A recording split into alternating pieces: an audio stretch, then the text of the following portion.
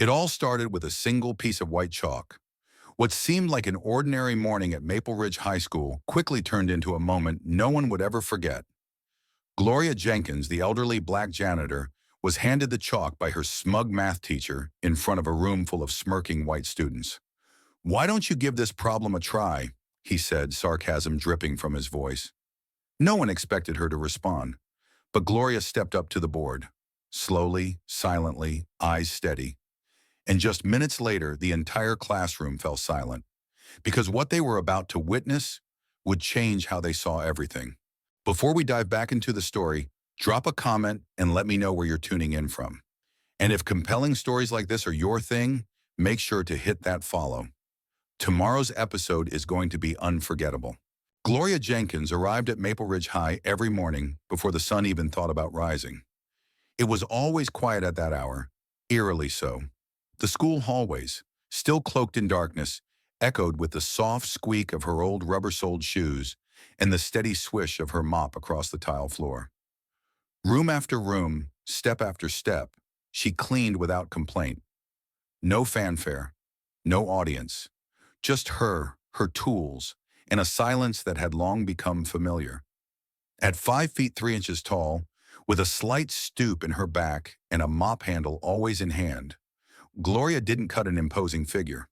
Her curly salt and pepper hair was usually tucked under a faded green scarf, and she wore the same gray work uniform every day, pressed neatly like she still believed someone might notice.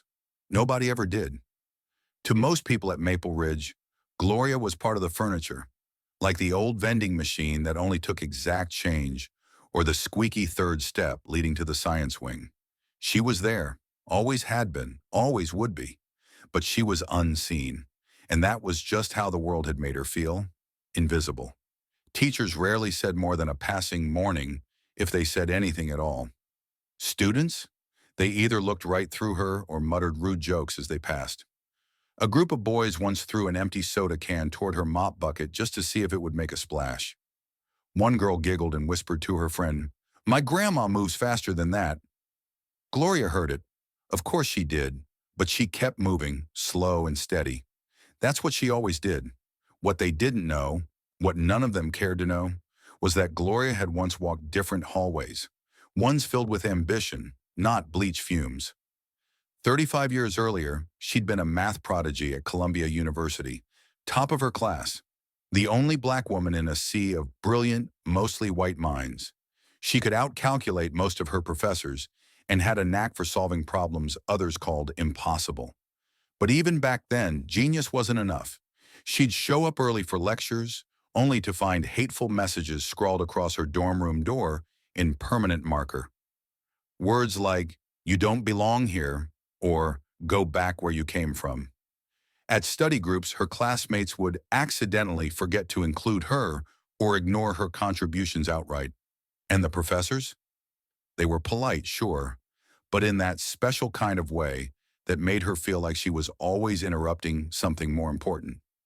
Still, she pushed through, because her parents had worked 16-hour shifts cleaning motels and washing dishes to put her there, because she believed that brilliance could overcome bias, because she had to, until life, in its usual unfair fashion, threw a wrench into all that. Her father slipped on a wet floor at the steel plant and shattered his hip. No insurance, no help. Bills piled up faster than her midterms. So Gloria did what she always did. She sacrificed. She dropped out, came home, and took the first job that would take her. At first it was temporary, just until she saved up enough to return. Then months turned into years. Years turned into decades. And math, the one place where logic reigned and fairness still existed, became something she only revisited in dreams. Now, instead of solving differential equations, she scrubbed gum off desks. And yet, for all that, there was still something noble in the way Gloria worked. She cleaned like she was protecting something precious. She straightened chairs like she believed order mattered. Even when no one said thank you. Even when they tracked mud across the floors she'd just finished, she kept showing up. Some might have called that foolish. Others would say it was strength. But Gloria, she just called it doing the job. Still, there were moments, brief flashes between her tasks, where the woman she used to be tried to resurface. Sometimes she'd pass by Mr. Whitman's classroom during lunch and glance at the board, where strings of calculus symbols danced across the surface like a language she once knew fluently. Sometimes, late at night, she'd scribble problems into the back of an old notebook she kept tucked in her locker, just to see if she still had it. She always did, and yet no one knew. No one asked. Until one Tuesday morning, when Mr. Douglas Whitman, the school's prize math teacher, known as much for his ego as for his PhD, decided to have a little fun. It was the kind of morning where the coffee machine in the faculty lounge was on the fritz, and the Wi-Fi had already gone down twice. Mr. Whitman was not in the mood. His AP calculus class had just flunked a quiz he swore was basic level, and his irritation bubbled under the surface like a pot about to boil over. Then Gloria walked into his classroom, quietly as always, to sweep up some chalk dust and pick up a crumpled piece of paper near his feet. That's when the idea hit him. A spark of mischief, a burst of superiority. He turned to the class, eyes lighting up as if he'd just discovered a new theorem. "Class," he said, loud enough to make sure every bored, half-asleep teen lifted their heads. "I think it's time we get some fresh perspective on this problem." He glanced down at Gloria, who was still bent over near the trash can. "Ms. Jenkins," he called out in that syrupy sweet tone that always meant trouble. "You've been listening in on my lectures all these years, haven't you? Surely you've picked up a few tricks." A ripple of laughter began to spread across the room. Gloria stood up slowly, trash in hand, and blinked. "Oh, come on," he pressed, waving at the board. "Let's see what you've got. Maybe you can teach my students a thing or two." More laughter.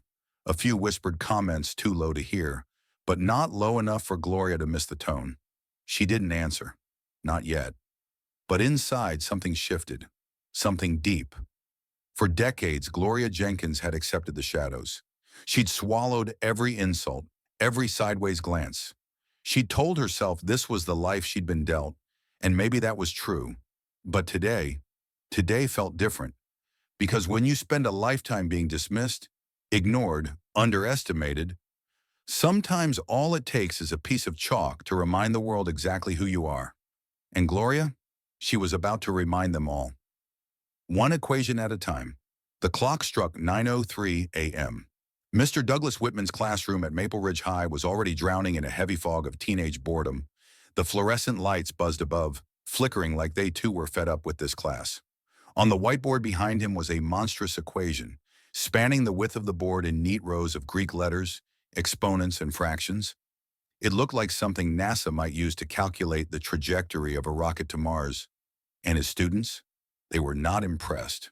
Phones hidden beneath desks, eyes glazed over. One boy in the back row had taken up the noble cause of balancing a mechanical pencil perfectly on his upper lip. Whitman, dressed in his usual navy blazer and tie that screamed Ivy League nostalgia, stood with arms crossed, oozing frustration. The last test had been a disaster. These were his AP students, his supposed elite group, and yet not one of them had cracked this equation during the last 40 minutes. He scanned the room with icy disappointment, and that's when Gloria Jenkins walked in. As always, she moved quietly, pushing her janitor's cart just past the threshold of the door. She had timed her rounds to avoid interrupting class, but sometimes the dust didn't wait for the bell to ring. She kept her head low, focused on the pile of chalk shavings in the far corner.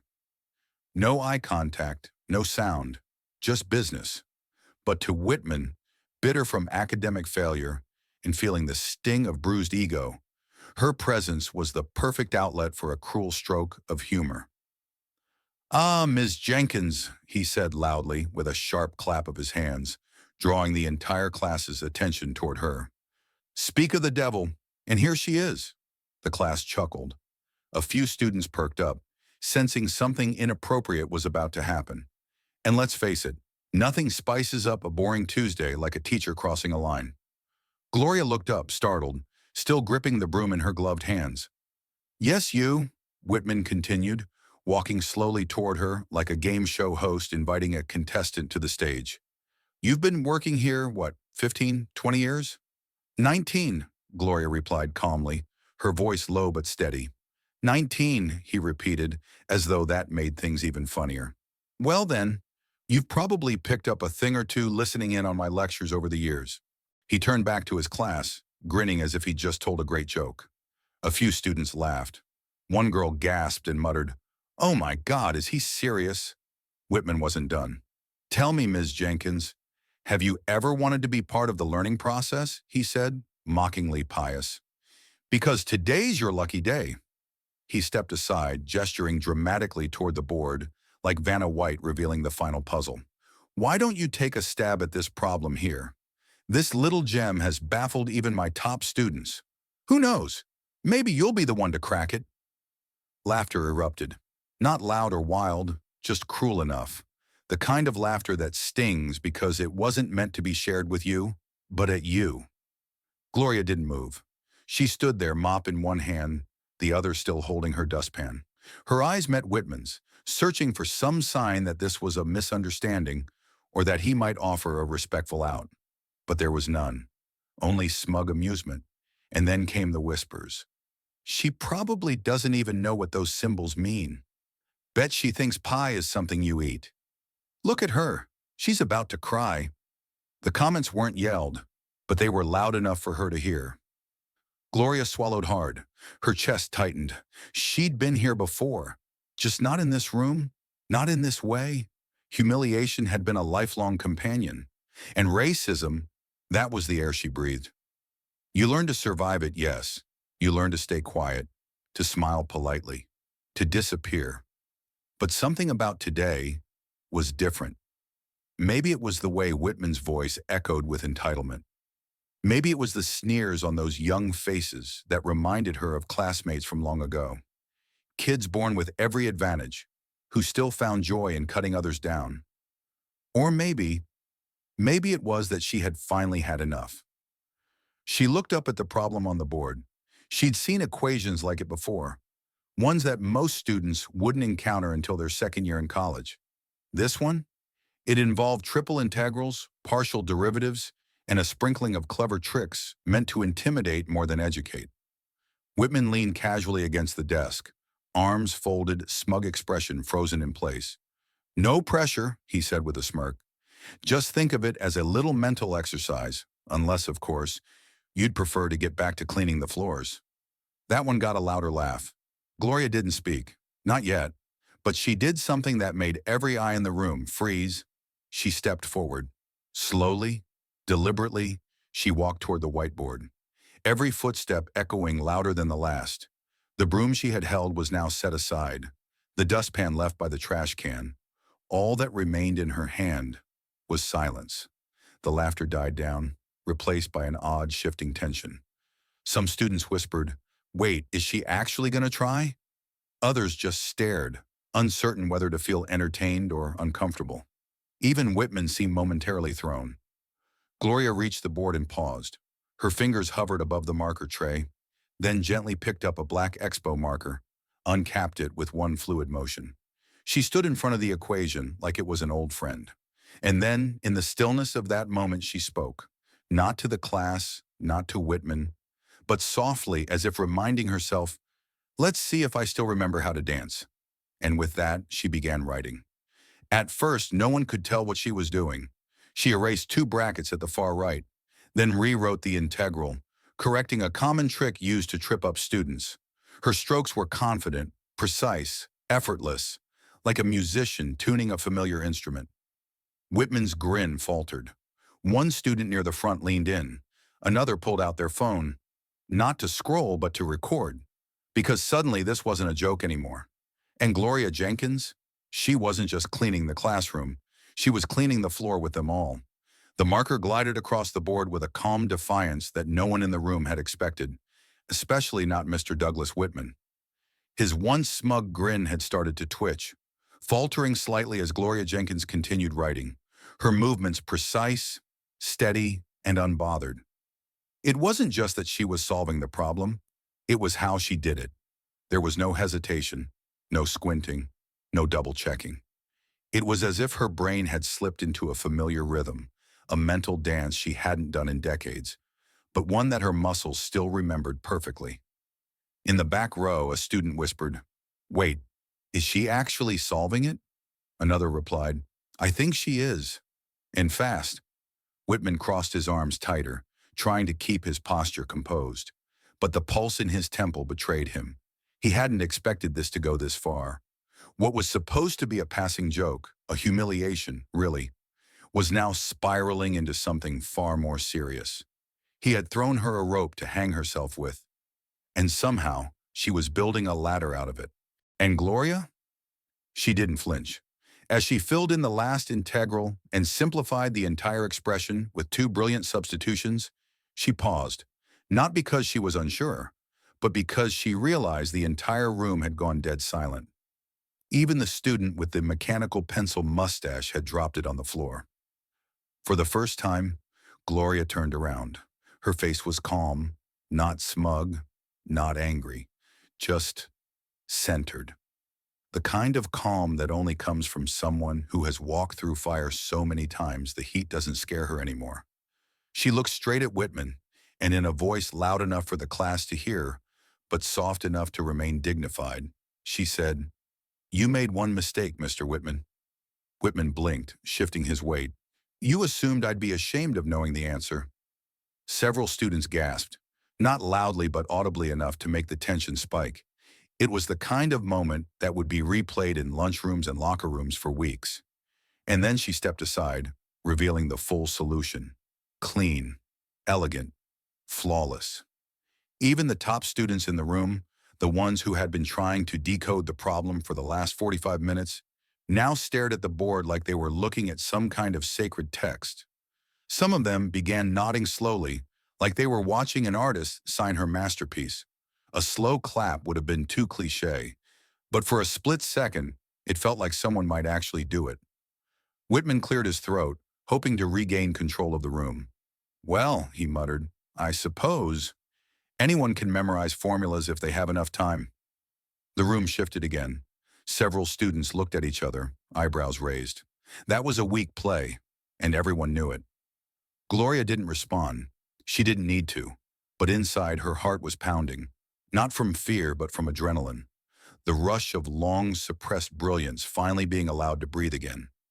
Her hands, still stained faintly with disinfectant and chalk dust, trembled just slightly. Not from doubt. No, that wasn't it.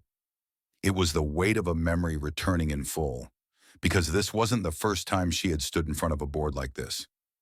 Years ago at Columbia, she had once been in a similar situation, back when she was a sophomore and the only black woman in her department. Back then, it wasn't a teacher who called her out. It was a classmate, an entitled, smirking son of a senator who had declared in front of their study group that some people just aren't cut out for this level of thinking. He'd challenged her to solve a problem he himself couldn't, hoping to humiliate her. She had done then what she had just done now, stepped up, solved the problem, and walked away.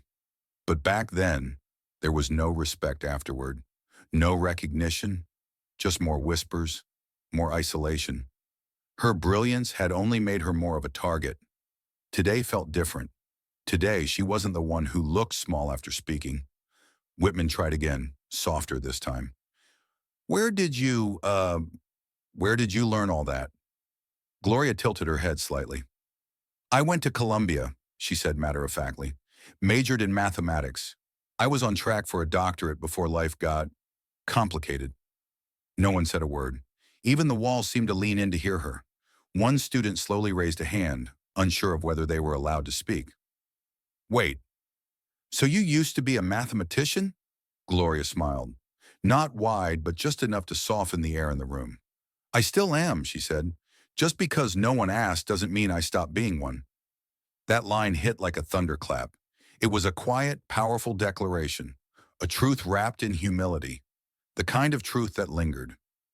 Whitman, now fully aware that he had just orchestrated the single most humiliating moment of his teaching career, said nothing.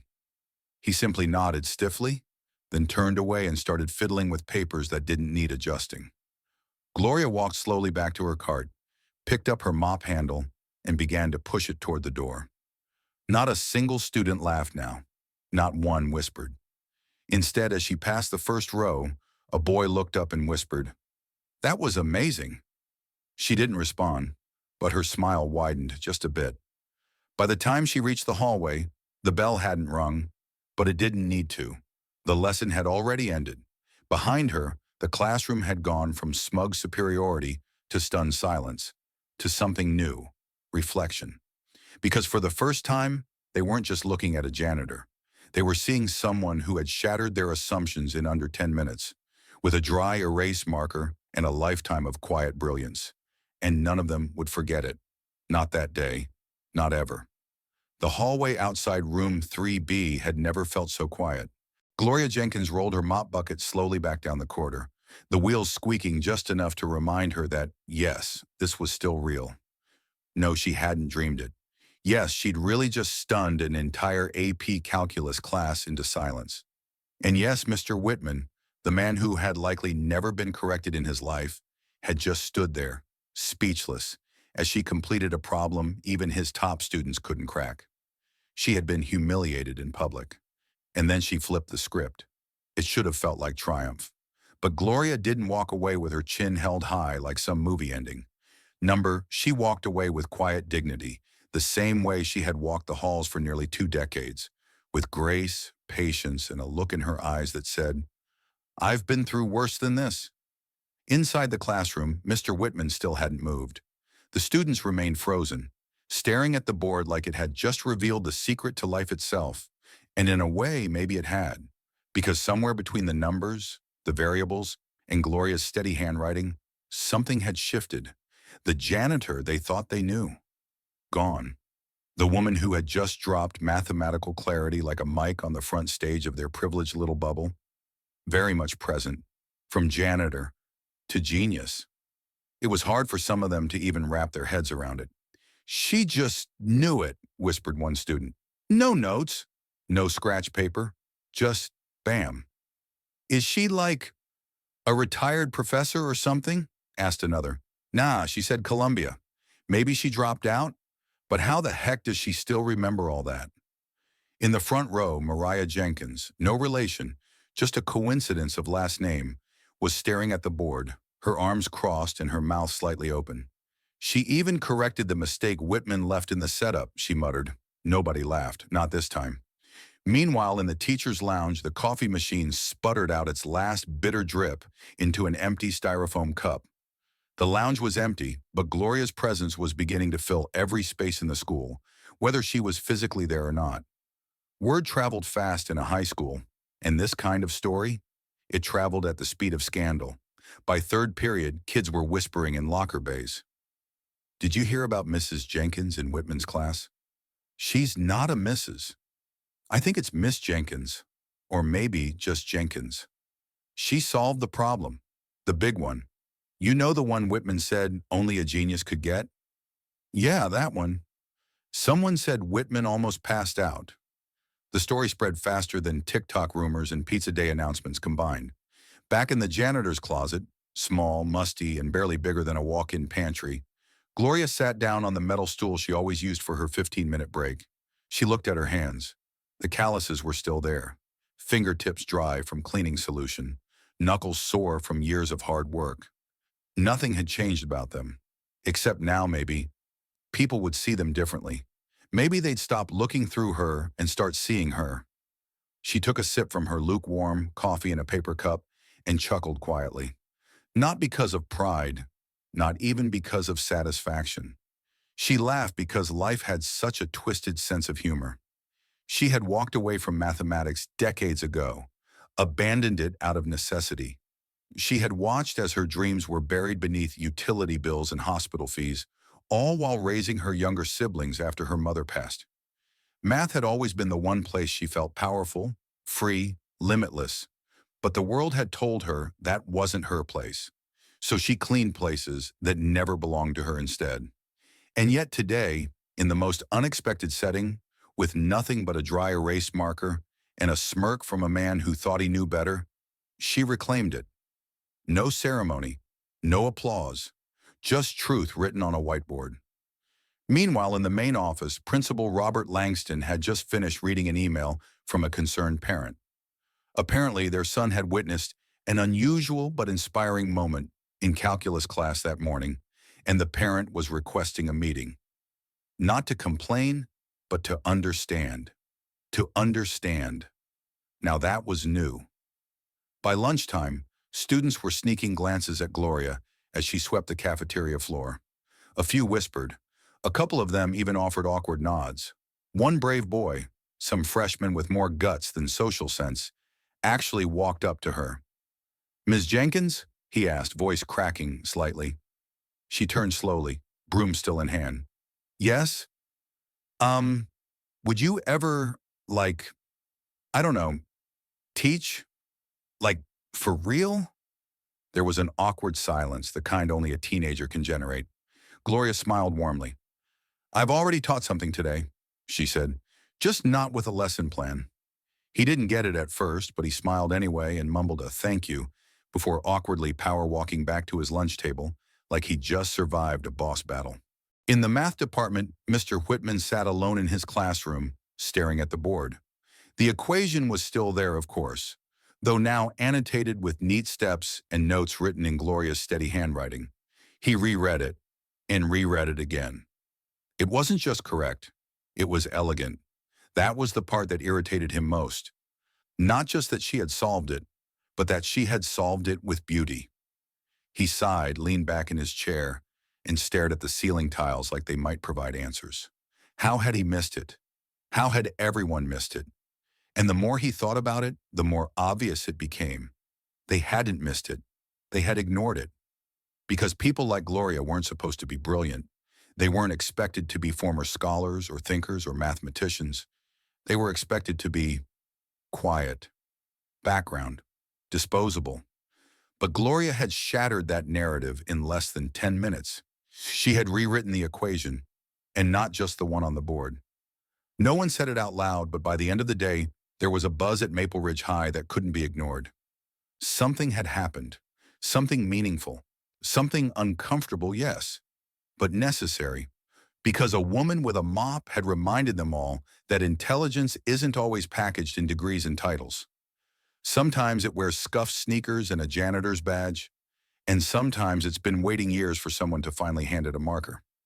The bell rang for fifth period, but Mr. Douglas Whitman hadn't moved. He was still sitting at his desk, one elbow planted awkwardly, his hand pressed against his mouth as if trying to physically keep himself from speaking a single word. His perfectly styled hair had begun to droop slightly, sweat gathering near his temple. The board in front of him still bore Gloria Jenkins' immaculate solution, unbothered, unshaken, undeniable. A few students lingered after class, not out of respect or curiosity, but because they couldn't quite process what had just happened. Eventually, someone whispered, "Dude, I think she broke him." Another student, a tall kid in a varsity jacket, added, "That was the first time I've ever seen Whitman shut up. Can we get her to do that again next week?" A few muffled laughs, then the shuffle of sneakers on linoleum. The door closed behind the last student, and Whitman was finally alone. For a man whose ego usually walked 3 steps ahead of him, the silence was deafening. He glanced at the whiteboard again. The symbols mocked him, not because they were wrong. No, they were perfectly mathematically beautiful, but because he hadn't written them. She had.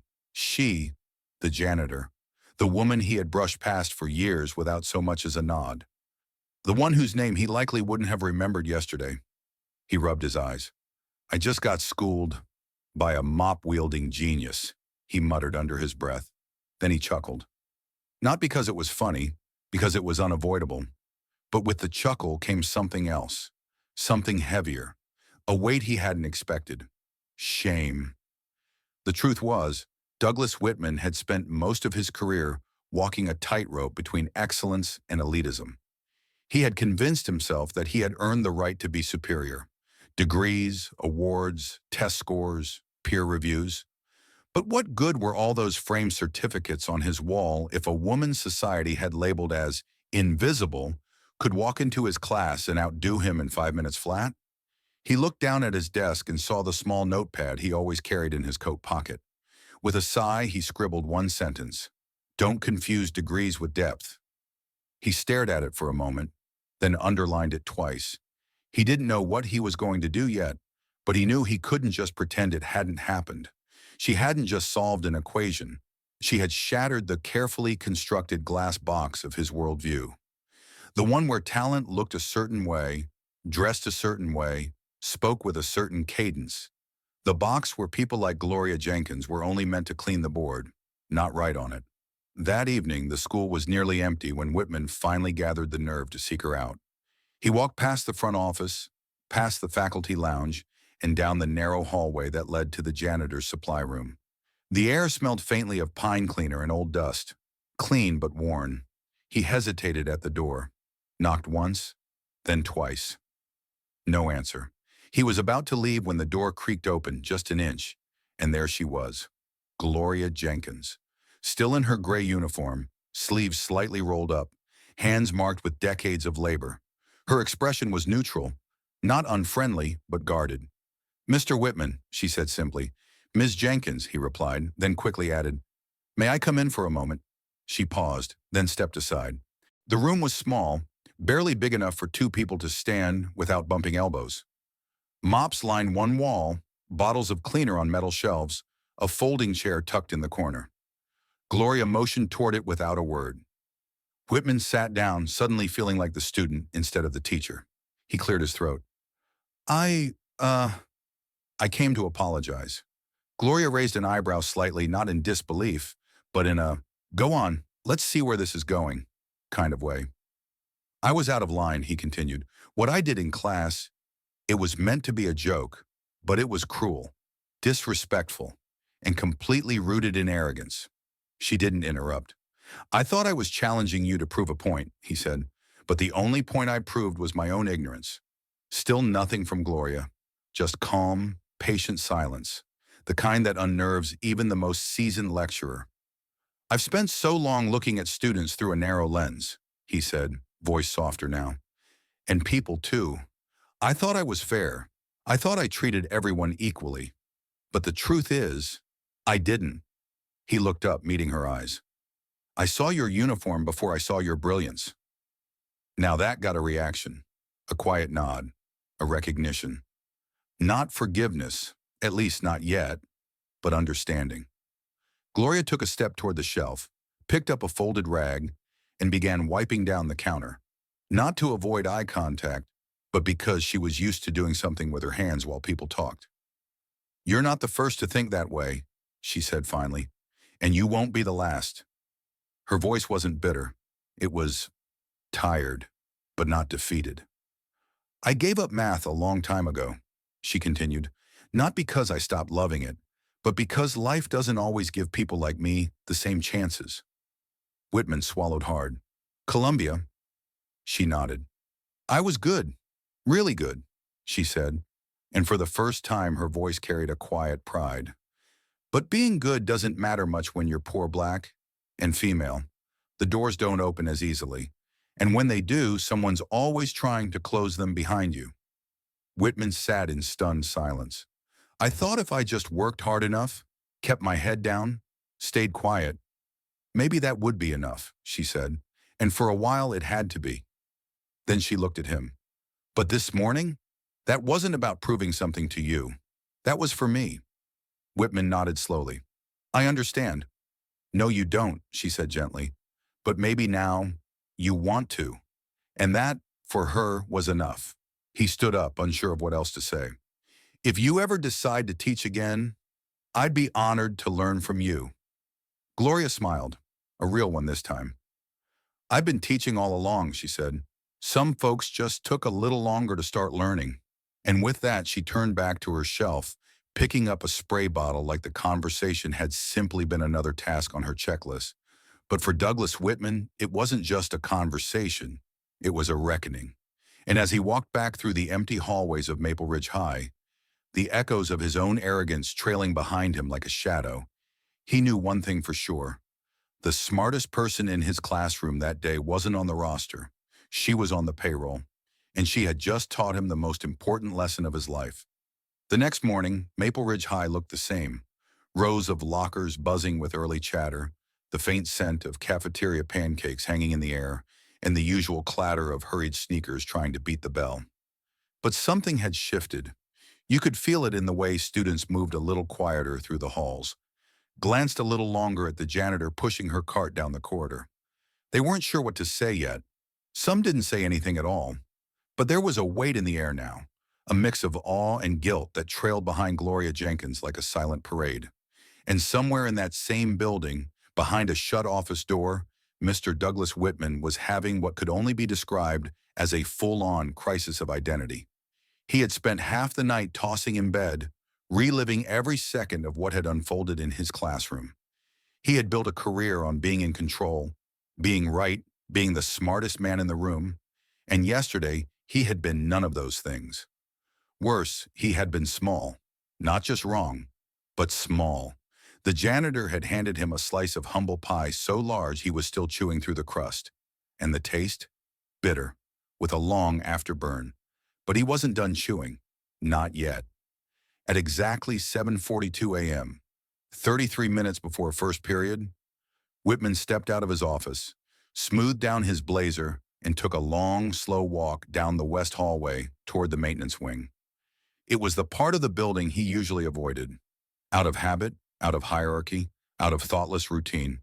Now every step felt like a confession. When he reached the small gray door labeled custodial, he hesitated. The hallway was empty. Just the soft hum of the vending machine and the faint squeak of wheels on tile behind another door. He raised his hand. Knock, knock. There was a pause. Then the door creaked open, and Gloria stood there, still wearing her uniform, gloves off, her scarf tied neatly. Her expression was unreadable, but her eyes, calm, direct, and quietly amused, met his without a flinch. Mr. Whitman, she said evenly. He nodded, clearing his throat. Ms. Jenkins, may I, speak with you for a moment? She stepped aside wordlessly and motioned toward the narrow utility bench along the back wall. The room was tight, barely wide enough for two adults to stand shoulder to shoulder. Bottles of disinfectant lined the shelves above. Mops hung like quiet sentinels along the wall. Whitman sat down, his knees nearly brushing a stack of floor cleaning pads. It was the first time in a very long time he'd felt physically beneath someone, and in this case, rightfully so. I owe you an apology, he began. A real one. Not a teacher to staff, not a formal HR line sort of apology. A human one. Gloria raised an eyebrow. That's so. He let out a nervous chuckle. It is. She said nothing, just stood still, letting the silence stretch like elastic. He took that as permission to continue. What I did in class yesterday was, he paused, searching for the right word, disrespectful, arrogant, and rooted in assumptions I didn't even realize I had. Gloria tilted her head slightly, folding her arms. Not defensively, but with the calm authority of someone who'd had this conversation too many times to be surprised anymore. I thought I was being clever, he said. Instead, I revealed just how blind I've been, not just to you, but to what you represent. Now that caught her attention. Gloria took a step forward, leaning back against the storage shelf, her eyes not angry but focused. You know, Mr. Whitman, she said, voice steady, I've been called a lot of things in my life, most of them behind my back, some to my face, but the one thing I never get called is seen. That hit him harder than he expected.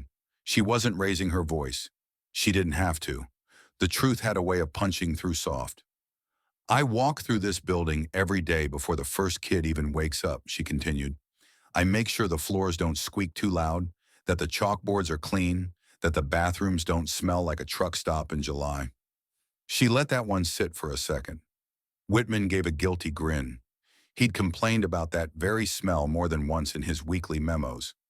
And in all that time, Gloria said, people assume they know me, that I'm here because I couldn't be anywhere else, that a broom and a uniform somehow erase everything I ever learned, everything I ever was or still am. He nodded slowly. And I played into that, he said. Worse, I weaponized it. I used your silence as a stage. I tried to make you the joke. You did, she agreed, no bitterness in her tone. But you weren't the first, and probably won't be the last. That stung, but it was fair. I used to dream about teaching, Gloria said, looking down at her hands, worn and cracked but strong. Used to imagine standing at the front of the classroom, explaining the beauty of an elegant proof, not because it was useful, but because it was true. Whitman leaned forward slightly. What stopped you? She didn't answer right away. Then finally, life. One word, heavy enough to sink a ship. I didn't have the luxury of failure like others did, she said.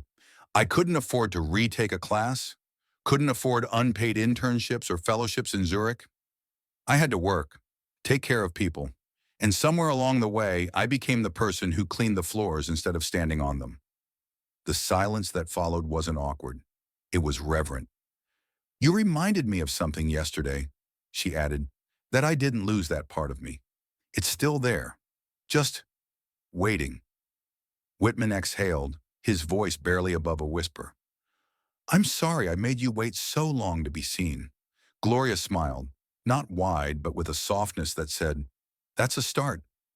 Then she reached into a drawer and pulled out a folded piece of yellow paper. Old, slightly creased. She handed it to him. What's this? My favorite proof, she said, from back in college, before I packed it all away. He opened it, scanned the familiar symbols, then looked up, speechless. It's beautiful, he said. It's mine, she replied, and you don't get to claim it. Whitman smiled, a real one this time, humbled. I'd never dare. She looked at the clock. You've got class soon, she said. Don't be late. They're probably still waiting for a good teacher to show up. Oof. That one had a bite, but he took it with grace. He stood up, pocketing the proof with care, like it was gold. Thank you, he said. Gloria just nodded, already turning back to her work. As Whitman stepped out into the hallway, the morning light pouring in from the east windows, he realized something important. The woman he had tried to humiliate had given him more grace than he ever deserved. And in that quiet little room, between buckets and bleach, a real education had finally begun.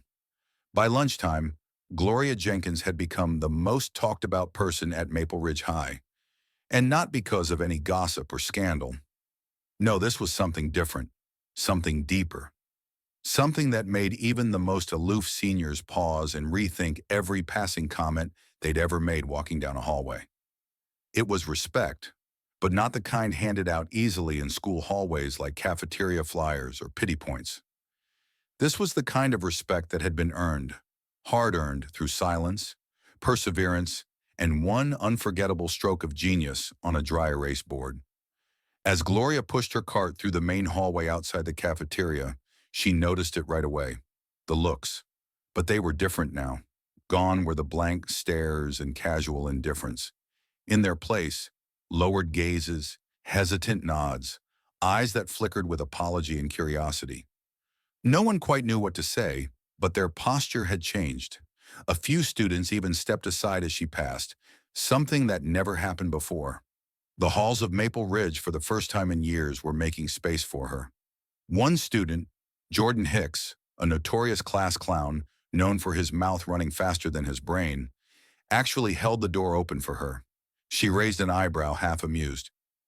You feeling all right today, Jordan? She asked, with just the right amount of playful suspicion. He shrugged, awkwardly scratching the back of his head. Just, wanted to say, you were cool in class yesterday, like, really cool. Cool? She echoed, grinning. That's a first. He chuckled, looking at the floor. Yeah, well, you kind of smoked Whitman, like, torched him. Gloria gave a half smile. I didn't mean to humiliate him. I know, he said quickly, but he kind of deserved it. She didn't reply, just gave a small, knowing nod and rolled her cart through the doorway. Behind her, Jordan stood for a moment longer, watching, then quietly turned back toward the cafeteria, like he'd just shaken hands with a myth. Inside the teacher's lounge, the tension was no less thick. Mrs. Brighton, the longtime English teacher, with a fondness for Shakespeare and sarcasm, sat nursing a lukewarm cup of green tea while flipping through a stack of essays. When Whitman entered, her eyes tracked him like a hawk. Well, look who made the cover of the unofficial school newsletter, she said. Whitman grunted, trying to hide his embarrassment behind a half-eaten granola bar. I heard Jenkins solved your big bad calculus problem faster than you could blink. she added, tone casual but eyes sharp. That true? He didn't answer right away. Then finally, she didn't just solve it, she taught it. That shut Brighton up for a beat. Well then, she said, lowering her tea, guess we've all been sleeping on the wrong genius. The teachers, once too distracted or too busy to even greet Gloria in the halls, were now reconsidering everything. Some began nodding politely when passing her. Others offered coffee or asked how her day was going. And though Gloria accepted each gesture with grace, she knew what this was. Late respect, belated recognition. She didn't crave it, but she accepted it for what it was and what it meant. Because the truth was, for nearly 20 years, Gloria Jenkins had done the quiet kind of work, the kind no one applauds. Cleaning gum from under desks, scrubbing tiles so clean they sparkled in fluorescent light, waking up at 4:30 every morning to make sure the school was spotless before anyone arrived. She didn't do it for attention. She did it because she believed in doing things right, even when no one was watching. But now, people were watching. The whispers around school had turned into full-blown conversations, not just about the math thing, but about Gloria's past, her education, her choice to walk away from academia to support her family. Students Googled her name, trying to find out more, even though there was nothing out there, not yet. Some began stopping by her janitor's closet, asking questions. Ms. Jenkins, how did you know which substitution to use? What's the fastest way to simplify an integral? Did you really go to Columbia? Gloria would chuckle and wave them off. Aren't y'all supposed to be in class? But inside, a part of her that had long been buried started to stir. Not because she wanted attention, but because, finally, someone was listening. Even the administration had taken notice. Principal Langston, a man who rarely left his office unless a fire drill or angry parent dragged him out, asked to swing by and chat during one of Gloria's afternoon rounds. When they met in the library, he looked both sheepish and formal, like he wasn't sure whether to thank her or apologize first. Ms. Jenkins, he began, I think I speak for everyone when I say, what you did yesterday was nothing short of remarkable. She smiled politely. I appreciate that, Mr. Langston, but I didn't do it for applause. I know, he said quickly. That's what makes it even more powerful. Then with a deep breath, he added, I'd like to offer you a position. Guest lecturing, maybe tutoring some of our advanced students. We can work around your hours, of course. No pressure. Gloria blinked. It was a kind offer, sincere, but she had to think, because respect wasn't about titles or roles. Not for her. She looked him in the eye. I'll think about it. But what I really want is for people in this school to learn that talent doesn't wear one uniform, and dignity doesn't require a degree. Langston nodded, humbled. Understood. Later that day, as Gloria wheeled her mop bucket past room 3B, the now famous classroom, she saw something that made her pause. The whiteboard had been left untouched. Her solution, still there in perfect black marker, untouched by the usual frenzy of algebra and lecture notes. Students passed by and pointed. A few even took photos. One girl whispered to her friend, It's like a monument now. And maybe it was, not just to math, but to quiet brilliance. To every underestimated woman who had been overlooked because of her skin, her job, her silence. Gloria smiled to herself, not because she had changed, but because they had. Respect, she knew, wasn't something that came with applause or headlines. It came, if it came at all, like this. One slow nod, one awkward thank you, one genuine question asked by a student who finally realized that brilliance sometimes wears work boots and carries a mop. And for the first time in a long time, Gloria Jenkins didn't feel invisible. She felt seen. She felt known. And not for what she cleaned, but for what she carried. By the end of the week, Gloria Jenkins was no longer just a name whispered in the hallways. She had become something bigger, a symbol, a living, breathing reminder that brilliance can wear a janitor's badge and carry a mop bucket. That quiet strength could stand taller than a polished resume or a PhD hanging on an office wall. Students no longer just watched her walk by. They straightened up when she passed, nudged their friends, whispered with wide eyes, That's her. Even teachers, The same ones who used to walk right past her while discussing curriculum changes or weekend plans, now paused in the hallway to offer her a smile, a nod, sometimes even a genuine, "How are you today, Miss Jenkins?" And for once, it didn't feel forced, because something had cracked open inside Maple Ridge High. Maybe not broken, but certainly shifted. Mr. Whitman, of all people, had changed the most. His lessons felt less like performances now. He asked more questions, listened more. He even caught himself, mid-sentence, mid-lecture, reconsidering the way he phrased things. There were fewer smug smiles, more quiet reflection. He even added a new poster to his classroom wall, a quote in bold lettering. "Never underestimate the quiet ones." Below it, he pinned a copy of Gloria's solution to the problem, the one that had rewritten more than just an equation. But Gloria didn't walk around like she was owed anything. She didn't demand recognition or parade through the halls, with her head held higher than before. She was still sweeping floors, still cleaning up spilled chocolate milk in the cafeteria, still taking the stairs one step at a time, slowly, carefully, the way she always had. That perhaps made her presence even more powerful. She didn't have to raise her voice to be heard now. She had become the message. In the school library, a group of students had started a project called Unsung Voices. It was meant to highlight people in the community whose stories had never been told. First on their list, Gloria Jenkins. They interviewed her in the janitor's closet, tight quarters, mop handles in the background, a half-drunk cup of coffee on the shelf, and she answered every question with the same calm, warm tone that had once cut through a classroom full of laughter and silenced it with truth. "Why didn't you ever tell anyone you used to study math?" one girl asked.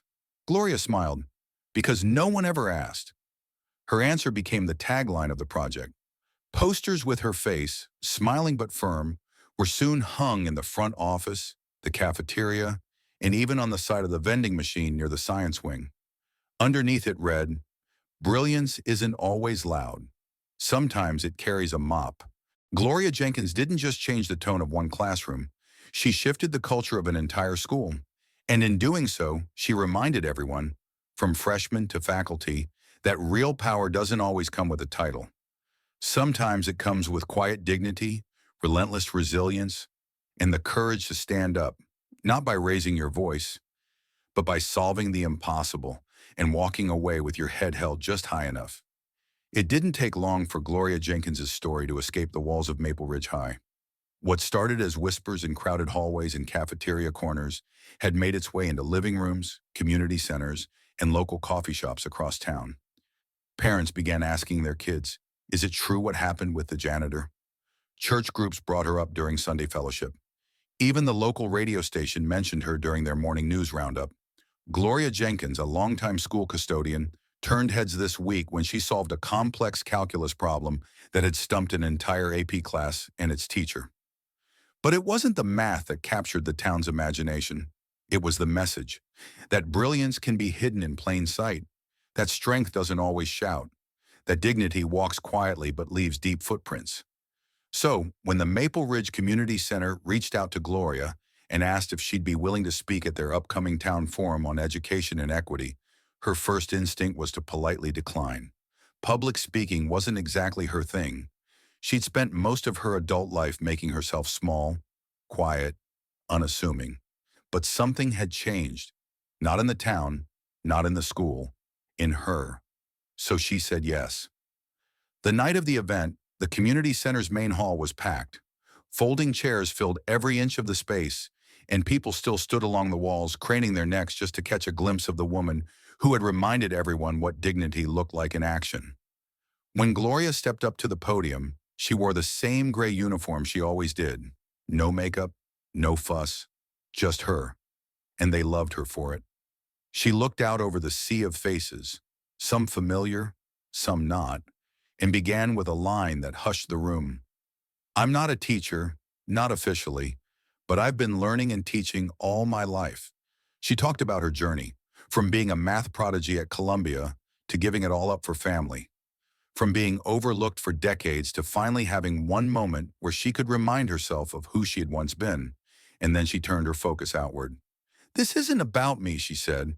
"It's about how many voices we ignore because we think we already know who people are based on their job, their skin, or their silence." The room was still, listening, leaning in. "Look around your own lives," she continued. "The grocery clerk, the city bus driver, the grandmother sitting at the back of the church who always brings extra peppermints. We all carry stories, potential, pain, and wisdom. But some of us were told to stay quiet so long, we started to believe we didn't have anything worth saying." She let that sit in the air. "I'm not here to make anyone feel guilty," Gloria added gently. "I'm here to remind you what it looks like when someone finally gets seen, and what it sounds like when a quiet voice finally gets the chance to speak." When she finished, the applause wasn't just loud. It was long. The kind that doesn't stop right away. The kind that comes from people clapping not just with their hands, but with their hearts. That night, Gloria Jenkins didn't just speak for herself. She spoke for everyone who had ever been overlooked, underestimated, or unheard. And the town? It finally listened. Months passed, but the impact of what Gloria Jenkins had done didn't fade. It grew. It grew in the way students started questioning not just what they learned, but who they learned it from. It grew in the way teachers reevaluated the quiet figures walking past their doors every morning. It even grew beyond the school's walls, like roots pressing gently but firmly into the community's foundation. And somewhere along the way, Gloria's story became more than just a story. It became a legacy. Maple Ridge High began to change in small but meaningful ways. A new scholarship was introduced, the Gloria Jenkins Opportunity Grant, offered to students who had talent, drive, and the quiet perseverance to keep showing up even when no one was watching. No GPA requirement, no essay filled with buzzwords, just a nomination by someone who saw them. The first recipient? A girl who worked 2 jobs and tutored her younger siblings every night. One of those students who didn't always raise her hand in class, but who never missed a single assignment. "Sounds familiar," Gloria had said with a wink when she handed the award certificate over at the spring assembly. And then there was the hallway mural. The art department had spent weeks sketching and painting it, stretching across the length of the west corridor, right near the math wing. It wasn't a portrait of Gloria in a cape or standing on a pedestal. No, it was more powerful than that. It showed a pair of hands, strong, calloused, steady, holding a piece of chalk above a whiteboard. Swirling around it were equations, symbols, and small phrases in cursive. Seen, respected, capable, enough. And at the bottom, written in deep blue, legacy isn't what you leave behind. It's what you awaken in others. Gloria walked past it every morning. She never made a show of it, never stopped to admire it when anyone was looking. But every now and then, when the hallway was empty and the morning sun hit just right through the windows, she'd pause, just for a second, and let herself feel what she had tried for so long to forget, that she mattered, not because of what she swept, but because of what she sparked. Mr. Whitman, meanwhile, had become one of the school's most vocal advocates for inclusion and representation. He started a new after-school program called Math Beyond the Board, where students learn from guest speakers, engineers, analysts, and yes, even janitors, about how math applied beyond test prep. The first guest speaker? Gloria. She didn't even need notes. "I just brought my experience," she said with a smile, arms folded, chalk in hand. Even local universities started to notice. A small teaching college offered her an honorary certificate for excellence in community education. They asked if she wanted to teach a part-time seminar. She politely declined. She wasn't done at Maple Ridge yet. Because for Gloria Jenkins, legacy wasn't about titles or positions. It was about leaving behind a school where the next Gloria wouldn't have to wait 20 years to be seen. And maybe, just maybe, wouldn't need a miracle moment at the whiteboard to prove she was already brilliant.